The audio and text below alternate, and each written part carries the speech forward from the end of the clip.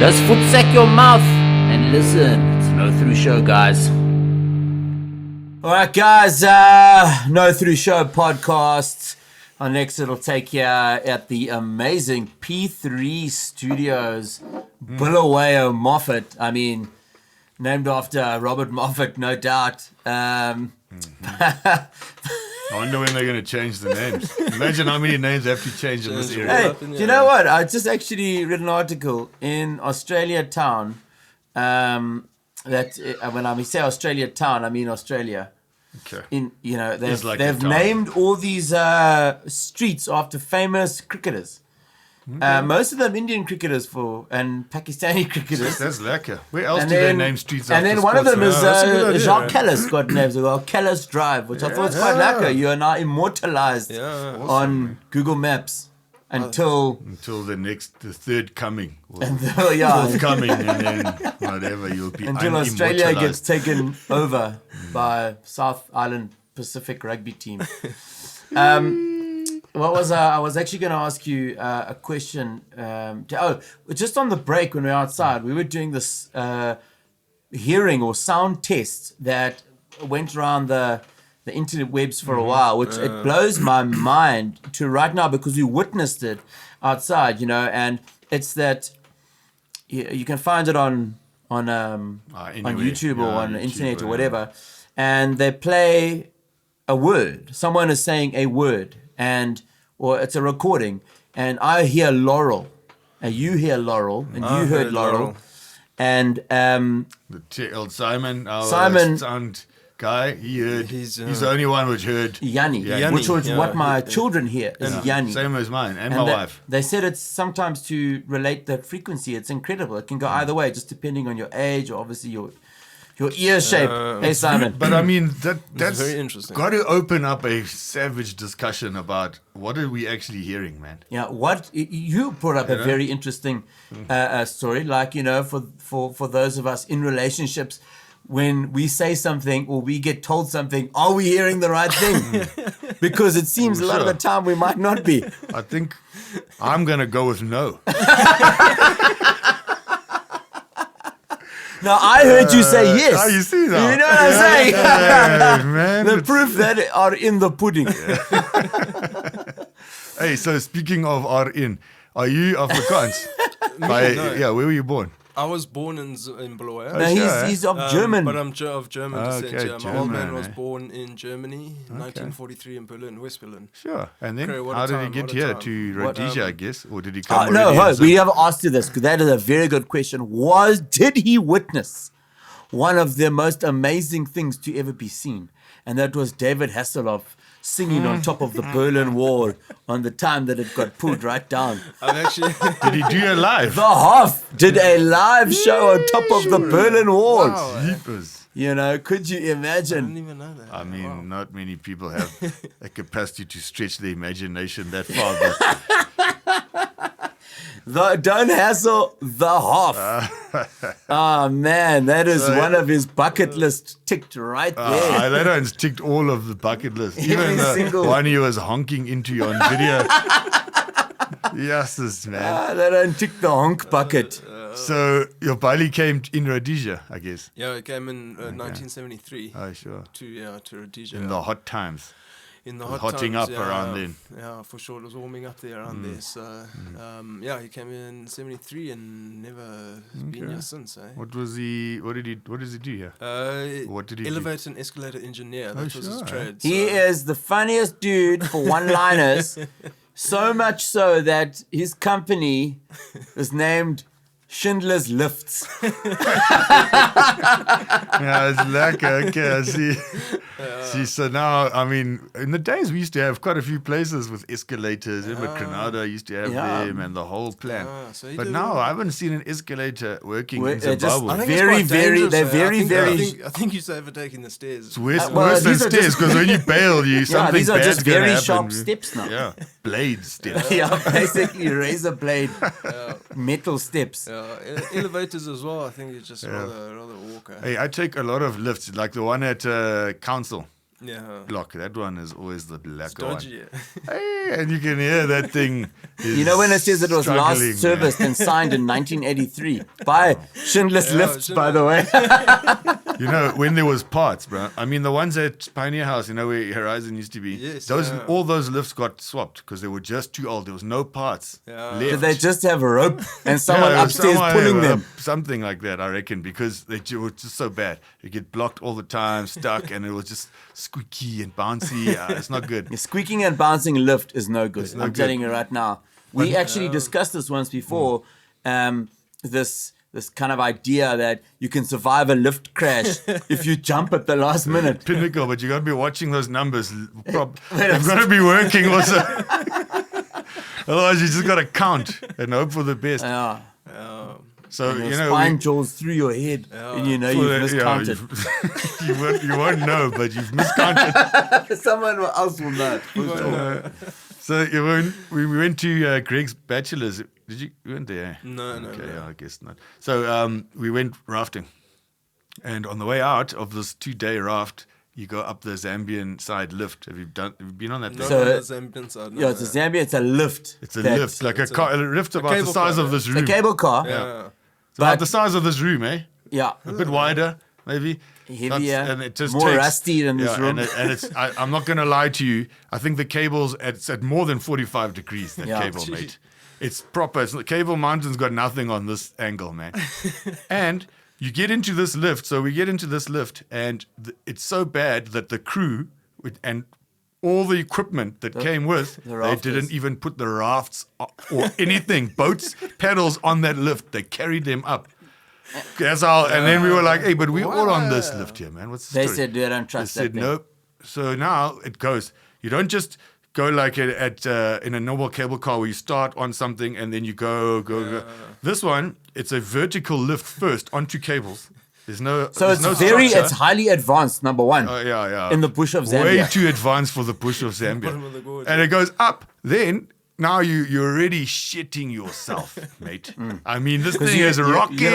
You're like 40 meters just above rock now. Yeah, you're 40 meters up. There's no chance, man. The sliding door is just a sliding and door. it's open, by the way. Is it shaky like? Yeah, it was like seeming. Dude, it wasn't even. And then, it's not so even now a jet. you get to you stop because now you're connecting to the other cable in mid-air, and you hear this gang, gang, gang, gang, gang. All these cogs are just going, and this thing's there's even a few screams, and then you get onto this thing and start going up. Some people are crying silently And even. it's slow, dude. It's like it's not just over and done with. It is painfully, torturously slow. It's people that are ready to die. And you going that thing. literally, you can just see everything, all the bad things happening. The brake snapping, that means you're done for sure. Or this thing just snapping and then you're done. And then you get to the top and it's not like also like a normal cable car where you come into a building or you have something. to step over There's a a crevice. thin little grated mesh which projects out way too far, I think, probably like 20 meters. And you got to get off this item, which is shaking, onto this and just bolt, mate, for solid ground. That was the most terrifying part of that 2 days, hands down. I think Jeepers. Where were Schindler's lifts when you needed it? when you needed Even just the to list save you. would have been better than that thing. Oh man! So, did you work up in Victoria Falls? I did. Yeah, I worked at Ilala Lodge. Oh, that's For right. Spencer's Yes, Creek, you were the yeah. chef there. Yeah, I was the How long Browns, were you yeah. there for? I was there for 2 years, eh? 2 years in the falls. 2 years, it was a long time. must have felt like It was a hell of lifetime, lot, man. Yeah. I remember the day I left. I was Did you Happiest day of your life. Is it just bender after bender? yeah, it's crazy there because obviously the tourist destination, so everyone's on like Every night's holiday a Friday mode, you know, night. every night's Friday night. It's go all the time. But is there that many But I was tourists involved there? a lot into work. I was working a lot. So you just I was put your busy head as down well. and- So I just put my head down for that and just worked at it. But then that's why I think chef work is very difficult work. It's long hours. Yeah. It's hardly any time off. It's constant. It's on your feet. It's sweating. It's in a hot environment. And I often think because I can remember I used to, when I started out at a restaurant in Cape Town, and I used to shuck all the oysters because I was the gobby, and I had to shuck, 300 oysters or whatever every single day. Cut your hands. I didn't have fancy gloves or anything, but I used to have a window, and you used to be looking out on the lion's head. I gave you a window. A small little window, a little prison window. I looked out at the lions, and there used to be beautiful blue days in summer, and I'd be sitting there on the beginning of my 17-hour shift again, and I'd be shucking oysters, wishing I was out there. And I thought to myself, this is a job. Like Vic Falls, a place to be on holiday, not to work in. And Cape Town, beautiful place to be on holiday, not to work as a chef, especially on the public holiday. So I remember thinking, I'd prefer to be in this industry in oil the rig on the Arctic, North Sea. where you'd prefer to be inside. Yeah.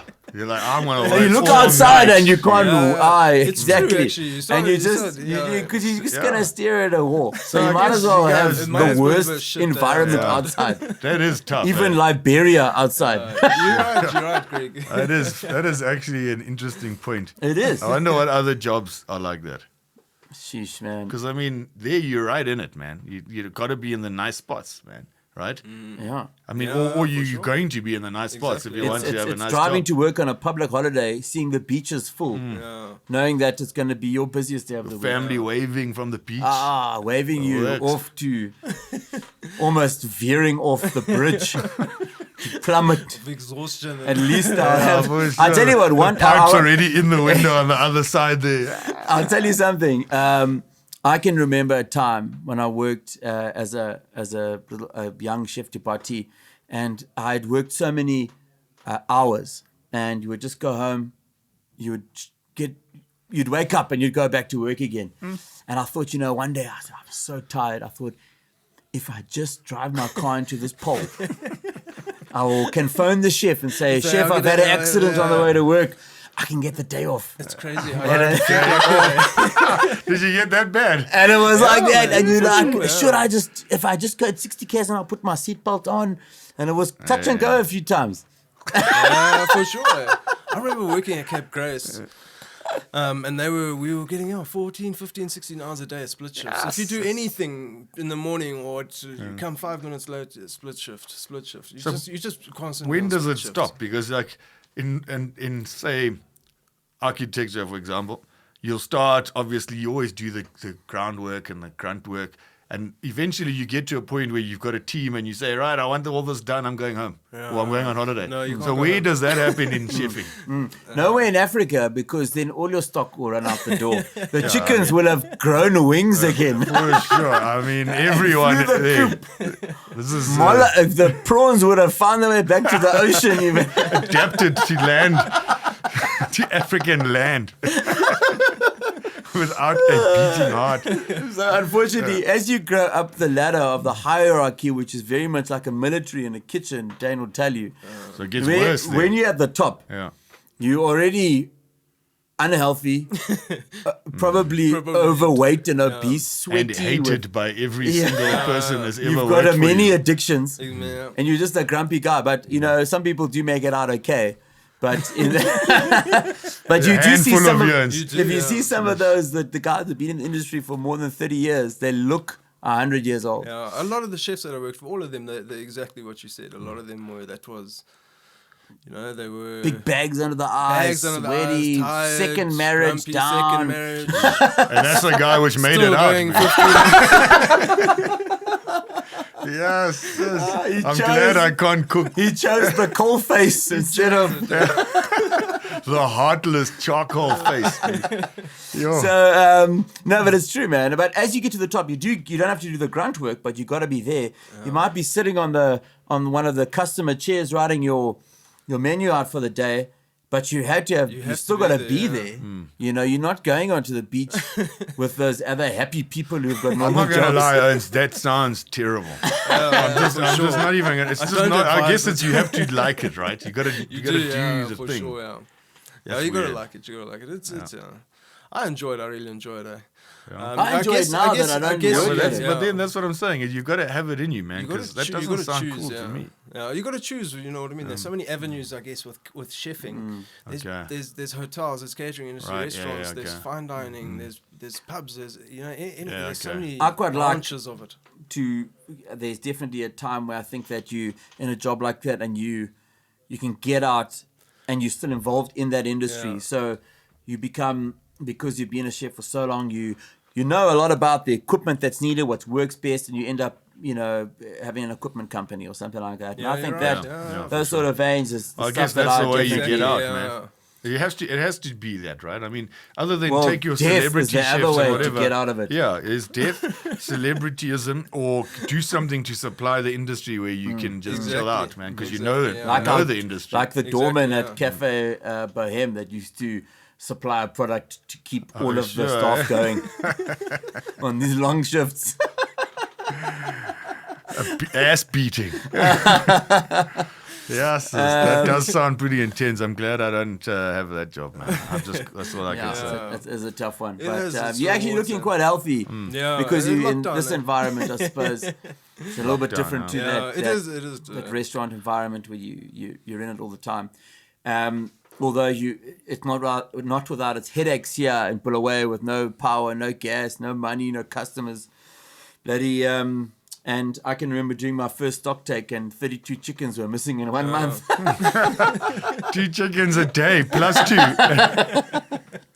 Yes, okay. Well, the stock's always going to be an issue here anyway. I don't know about anywhere else, but I guess it's the same everywhere. Right? Any industry. Everyone's going to bloody... I know. I used to be that owned when I lived in London. Yeah, they even chained the one fridge with chains, and there was enough to get my hand in and get a smoked duck breast every night. For sure.